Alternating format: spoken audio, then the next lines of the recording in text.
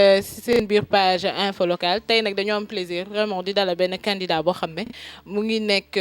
Djiddah Thiaroye Kao muy monsieur Diallo salaamaaleykum monsieur Diallo. ok man maa ngi tudd Mamadou Diallo juddoo fii si Djiddah Thiaroye Kao màggee fi yaroo fi fekk fi baax peut-être sama formation nag je suis ingénieur en gestion du développement urbain ma nekk candidat nag ci élection locale yi si bannière parti bi ñuy woowee Alliance patriotique pour l'émergence et le libéralisme muy appel 3J. monsieur Diallo depuis kañ yaa ngi si milieu politique bi. Depuis 98 depuis 98 laa dugg ci politique ma nekk un jeune libéral ma nekk ci dugg ci parti PDS peut-être 98 nag fekk ñu ngi nekk ay étudiants yàlla def ñu gisoon Ablaye Wade bëgg ko topp ay ñi nga xam ne moom la fi tegoon ñu ànd ci ak moom ba yàlla def alternance 2002 2000 ñu nekk ci ba yàlla def aussi ñu gagné mairie bi fii en 2002 ñu nekkoon ci di ci gunge suñu mag suñu nijaay Sidi Sall ñu jàppale woon ko ci nag donc suñu parcours politique daal mu ngi commencé en 98 ba fi ñu toll nag yàlla nattuñu daal ñu nekk des politiciens. Monsieur Diallo lan nga defal sa commune d'abord avant ngay am motivation pour mën a poser sa candidature. ok xam nga tontu la dinaa ci sawar c'est-à-dire balaa ngaa wax ne sama commune lu ma defal nga wax li nga defal sa commune Djiddah Thiaroye Kao nous a vu naître daf ñoo gis fii lañ juddoo fii lañ màggee ci quartier bi yàlla def ñu nekkoon ci mouvement associatif ndax foofu lañu doore bi ñu nekkee ci mouvement associatif aussi boobu koñ la mooy da ngay fexe ba sa koñ mel neneen mu nekk un rêve de jeunesse yàlla def nga dugg ci politique bi nga duggee politique bi da ngay weesu sa quartier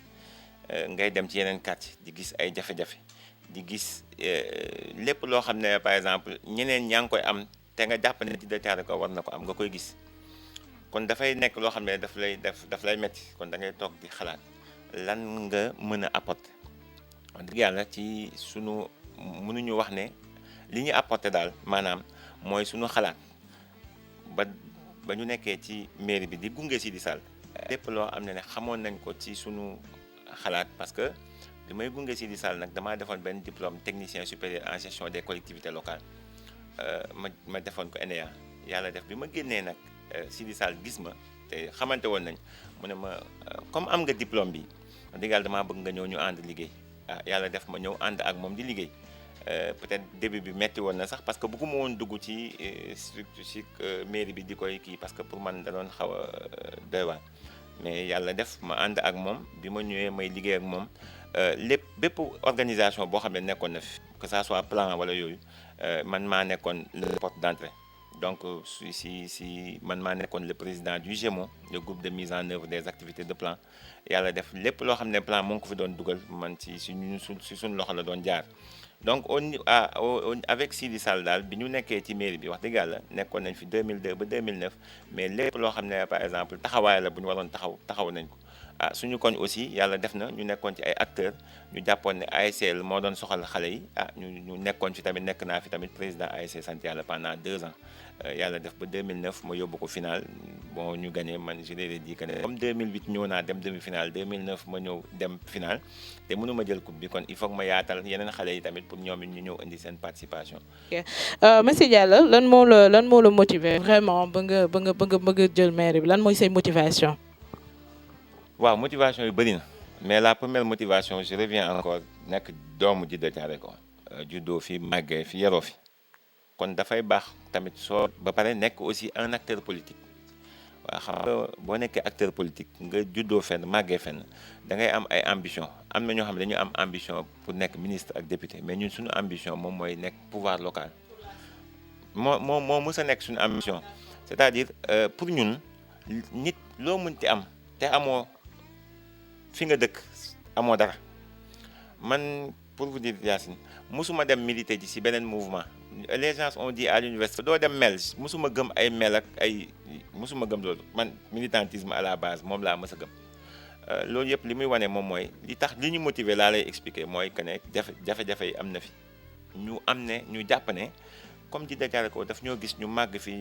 yaroo fi màgg fi gis fi ay action te ñu jàpp ne war nañ see mën a yokk suñu indi suñu participation loolu pour man motivation mënu raw loolu. Monsieur Diallo une fois ñu élu le maire le 29 incha allah lan mooy doon ces projets yi nga xam ne moom ngay njëkk a teg et moom ngay njëkk a réaliser pour commune bi. waaw xam nga du ma wax yi ma njëkk a teg c'est-à-dire damay wax rek ne la soo amee programme dafa am ni tubaab di wax programme à moyen terme à long terme mais c'est que dafa am lenn loo xam ne la damay bëgg ñu insister c'est-à-dire ñun suñ ñu falee c'est-à-dire li ñu seetlu on a remarqué deux choses ci mandature yi fi am yëpp kam bu Cheikh Anne bu Sidi Sall bu Diouf c'est-à-dire dañu seetlu ne le milieu politique le milieu du conseil duñ ko pacifier c'est-à-dire l'exemple mooy boo jëlee Diouf ak ses adjoints dañoo xuloo ils sont dans 3 listes différentes Sidi Sall bi mu ñëwee son premier adjoint dañu xuloo woon c'est-à-dire pour ñun la première des choses qu'il faudrait faire c'était booy taxawal conseil municipal bi ñu taxawal benn conseil municipal boo xam ne du nekk ay consensus yaa ma neex mais dañ ko taxawal moo xam ne day nekk quelque chose de consensuel nga xam ne ñëpp ay xëccoondoo mais si vous constatez en 2002 Sidi dafa ñëw jël mairie bi avant 2003 moo premier adjoint ñu séparé c'est la même chose avec Diouf son adjoint ñu jàppante laaloowuñu ñii di xëcc fii ñii di xëcc fe ñun dañu ne suñu ñëwee la première des choses dans la mise en place du conseil municipal il faudrait que mu nekk une mise en place pacifiée nit ñi nga xam ne par exemple nit ñi toog waxtaan xool nan la ñuy mën a def leneen li mooy que ne beneen problème bi ñu seetlu mooy le problème des autres c'est-à-dire la participation le problème de la participation dafa des c'est-à-dire nit ñi xamuñu lan moo xew mairie bi donc ñu dañu ne la première des choses bu ñu ñëwee il faudrait que ñu fexe ba que la gestion soit ouverte mooy que la gestion soit accessible nan la ñuy mën a defee pour que la gestion soit accessible ñun ñaari levier la ñu am dañu ne le premier levier c'est le quartier dañu ne le délégué de quartier waruñu ko bàyyi rek ak un délégué de quartier moom kese mooy yóbbu convocation yi mooy pacifier mooy jubboole ay nit ak yooyu ñu ne non le rôle premier du quartier au-delà de loolu yëpp dafa war a nekk ce socle de solidarité dafa war a nekk aussi un socle de développement mooy que ne les initiatives doivent partir du quartier maanaam bu ñu ñëwee tey autour du délégué de quartier war nañoo mën a jël bépp nit boo xam ne am na compétence am na xam-xam am nga xarañ ci benn domaine ñooñu ñëpp dañ leen war a dajale ci benn conseil de quartier boo xam ne dañ koy institutionnaliser léegi quartier ba du nekkati affaire du délégué de quartier mais day nekk affaire ñëpp ñun loolu dañu ne suñu ñëwee la première forme d'organisation bu ñuy def c'est les conseils de quartier j'ai dit conseil de quartier mais ça peut avoir une autre appellation mais c'est juste que l'idée c'est d'organiser les quartiers autour des délégués de quartier où les imams les gens de l'église les élèves les groupements de femmes ñoom ñëpp dañuy mën a ñëw ñu bokk ci conseil de quartier boobu ce qui fait que ne dafay am deux rôles dañuy remonter information su problème amee fii avant que la mairie di ñëw ñoom mën nañ ko recenser remonter ko suñu mairie bi di ñëw aussi dina am porte d'entrée du nekk la porte d'entrée du nekk une personne du nekk sama partisan dafay nekk un conseil bien établi voilà loolu premier levier bi l'autre levier boo xam ne tamit jàpp nañ ne loolu war nañ ko mën a utiliser et exploiter c'est que jusqu'à présent les gens parlent de budget participatif on l'a jamais fait à Dakar on le fait dans certaines communautés rurales on l'a déjà expérimenté. On peut l'expérimenter à Djiddah Thiaroye Kao et d'ailleurs ces conseils de quartier yooyu ñuy wax bu ñu ko mettre en place on peut aller vers le budget participatif.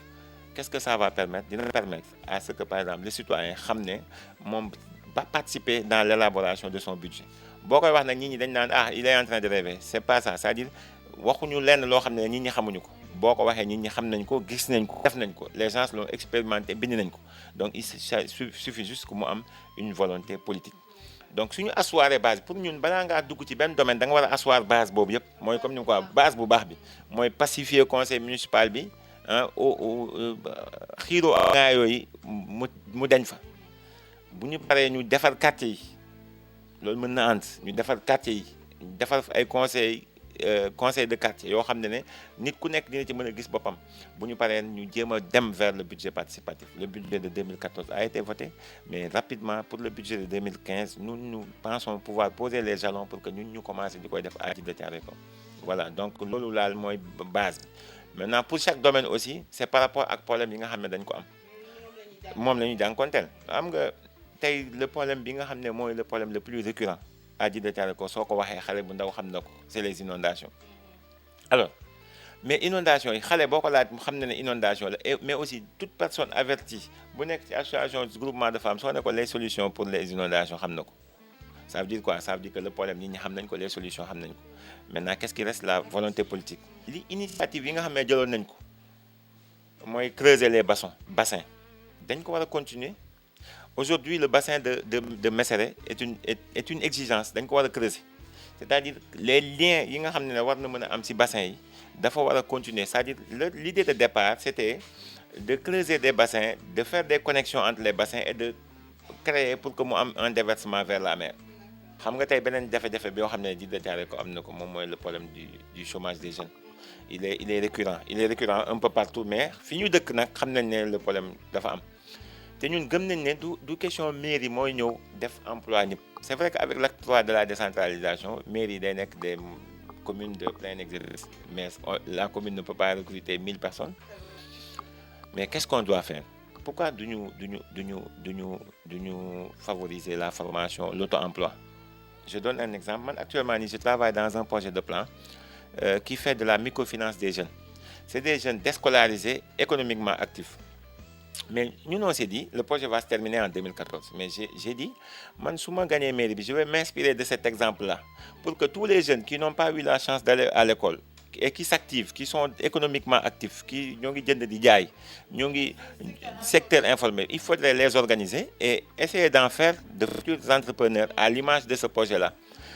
gis nañ ne mu ngi dox gis nañ ne aujourd'hui cette initiative là plan mu ngi koy def sax ci biir Djiddah Thiaroye Kao am nañ à peu près 100 et quelques groupements yoo xam ne femmes ñoo ngi koy def peut-être à nous avec le projet de plan bi nga xam ne ci laa nekk di koy superviser à Djiddah Thiaroye Kao on a presque 30 groupes de jeunes mais ñun dañu ne 30 groupes de jeunes dafa ndaw donc tey bu yàlla defoon ñu gagné mairie bi dinañ mën a xool inspiré wu ci loolu pour mën ko continuer dinañu mën a permettre xale yooyu nga xam ne tey dañoo am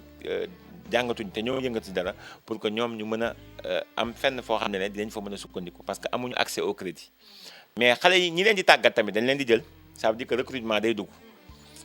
leneen li nga xam ne tamit am na parce que ñi leen di tàggat ay volontaires la ñuy nekk mais moyennant quelque chose dañ leen jox dara